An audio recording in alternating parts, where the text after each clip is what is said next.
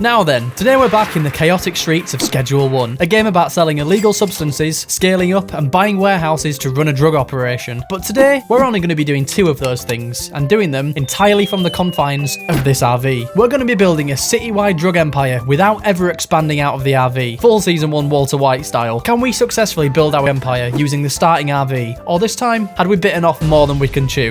And what better place to start than the beginning? And I don't normally like doing this in my videos, but I've got to say it. Please, if you do enjoy this video, subscribe. It really helps me out. We start off the first day, unsurprisingly, in the RV. And this is going to be our entire base of operations. So as usual, we can chat to Uncle Nelly on the payphone and head off to collect his dead drops for a nice little bit of starting cash. But that'll only be a drop in the ocean with the amount of money that we're about to make. Now, we've got to stop right here. Here is a very critical moment. The second we take the money out of this last dead drop, the RV will explode and we'll instantly fail this challenge. Now, the RV exploding wouldn't usually be an issue because it's what's supposed to happen for the game to progress. But since we're only going to be living in the RV, we cannot under any circumstances collect this dead drop. So the game's going to be stuck in the first stage of the tutorial for the whole playthrough. But don't you worry, that's not going to hinder our goal in taking over the town. So we headed back to the RV to harvest the weed that was left for us. And it was at this point that we realised just how valuable this was. See this 20 weed that we harvested? That's it. An extremely limited resource. There's no way to make any more. Let me explain. If we open up our phone, we can see that since we haven't progressed in the game, it doesn't give us the contact of the supplier that lets us order more. One way around this is to accept some deals as usual and then pickpocket the product back off the customer. But there's a few issues with this. Issue number 1, sometimes the product just isn't in the customer's pocket, meaning you lose the weed. And issue 2, to get new customers, you need to give out samples. And once you give a sample to a customer, that weed is also gone forever. So no matter what, losing weed is inevitable. And how are we supposed to take over a town with only 12 buds of weed? Well, here's where we can get clever. If you look on the contacts tab in our phone, the next region you unlock, you can get access to an alternate supplier. Now, this supplier doesn't give us access to weed. No.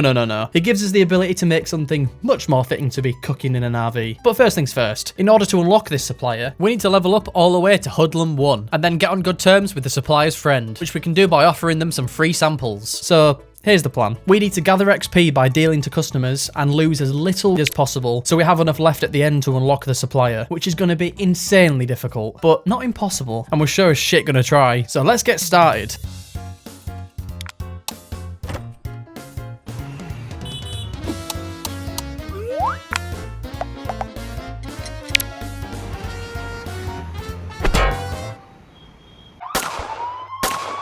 Now, we're off to a good start, but we've already lost 8 of our products, and we're still not even halfway to the level we need. The first try we did of this challenge on stream ended in us completely running out of product about an hour in. We've got rid of all the experts, and we've got people asking what Schedule 1 is. So we did what any sane person would do and blew up the RV.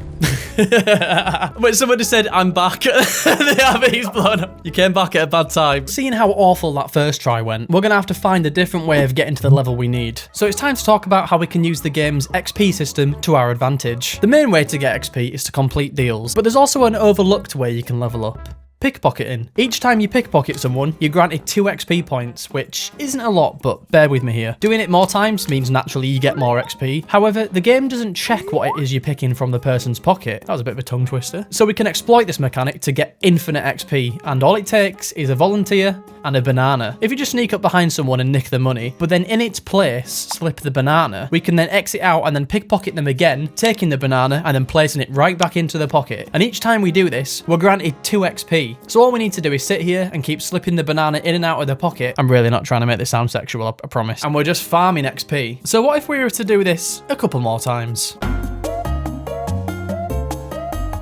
Okay, I've been doing this for about half an hour, and I've already started to go mad repeating this over and over again. But Meg here has been an absolute champ, only getting mad a handful of times and calling the police once or twice. Let's head back to the RV to see how much XP we got. Well, would you look at that? And we've just unlocked 2 things that are absolutely useless to us. Come on. So now we have an easy way to level up. It didn't take long until we unlocked the new region, finally unlocking the ability to get the supplier. But first, we need to get on good terms with the friend, so we can bag up the remainder of our weed in the hopes of winning them over. Right, let's see who this person is. I'm sorry, you can't write this, but look who the supplier's friend turned out to be. Meg! How are you doing, Meg? Good to see you again. In the meantime, since we can only deal to Meg once a day, let's go and break into the warehouse to look at the equipment and materials that we're going to need. And you can probably guess what it is we're going to be making by now. But just before we do that, it looks like we've gotten a little ahead of ourselves. We've been so focused on leveling up as quick as possible, we've forgotten that we're practically broke as shit. Well, there's a quick fix for that. So we can just run on over to our favourite place on Earth. And if you're not new to the channel, I think you know what that is. Time to gamble.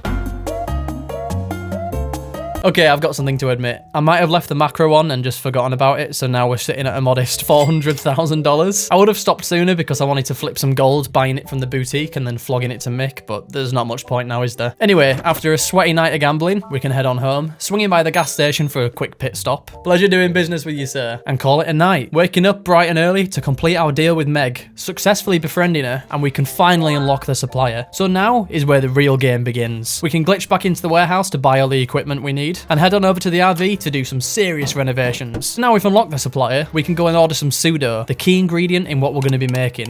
No longer will we be limited by the 20 weed buds holding us back. We're just about ready to wreak havoc on this town and get to cooking, taking over every district with our drug empire built entirely from the confines of an RV. But first things first, let's make our first batch. At this level, we only have access to the lowest quality pseudo, which means our product is gonna be shit. But it's our next goal to level up enough to unlock standard grade pseudo. But to do that, we better get started. So we can grab our acid, our phosphorus, and get to cooking. And once we wait an agonizing 6 hours later, and then another 4 hours for the mix to marinate in the oven, our first batch of low quality is ready. Let's go and test the waters with some customers. And who better as a guinea pig than our good old pal Meg? Here you go, Meg. See what you think of that. Well, she seems to like that. Now let's get to all those juicy potential customers. One by one, we can unlock a heap of new customers, slowly working towards getting everyone. And all we had to do was keep cooking, selling, and more selling. I became a machine built for one purpose and one purpose only: to distribute harmful but profitable substances to once innocent residents of this town. And in the process, we leveled up even more by completing back-to-back deals, escaping a few police chases, and of course, using the sacred XP banana. We also hired Benji the dealer, but to be honest, we kind of just forgot about him. My goals are beyond his understanding. After leveling up enough, we upgraded our packing station to further speed up the process, since the high demand was becoming very apparent. I didn't realise they all ordered to the same spot. Benji were having a little bit of overlap here. And it got to the point where the orders were flying in faster than I could cook. It got so drastic that I was scheduling orders under the assumption that I would pickpocket the current customer in order to scrounge together enough to have for the next deal. If we're going to keep up, we're going to have to scale up our operation. But there was a serious issue here. We were already using every single square inch of the RV. But eventually we found an absolute ingenious workaround to this later on. So keep watching. So we'd almost unlocked every customer in the North Town and Westville region, and we only had one left. This one was a tough nut to crack, but all it took was a bag of and a charming smile, and she was in our pocket. And to be honest, I was starting to notice a bit of a shift in the attitude of the residents, all according to plan. Next, we unlocked the downtown region, which came with a whole new set of customers of which didn't seem to like our product very much. Oh, she really doesn't want it's a 5% chance of success, but with enough tries, we could win them over. Now we'd scaled up and padded out our contact list. To be honest, it was getting too much for one man alone to handle, and since I couldn't hire employees, since the RV doesn't technically count as property, we took on an unpaid worker, my mate Eddie, who was in charge of getting new customers. We have one more customer in downtown. And since the richer people of this new region didn't want our subpar Wait, why'd you do that? She insulted our product. We invested in a mixing station to make our strains a little bit more marketable. I made a new strain. Should we smoke it to try it? Oh, I'm getting some visuals. I can run fucking rapid. Oh my god. Oh my god, that's so quick. But with the addition of another machine, we had even less space to work with. But it was then that this random chatter showed us a glitch that would change the entire course of the operation. And if we give her 2 unpackaged...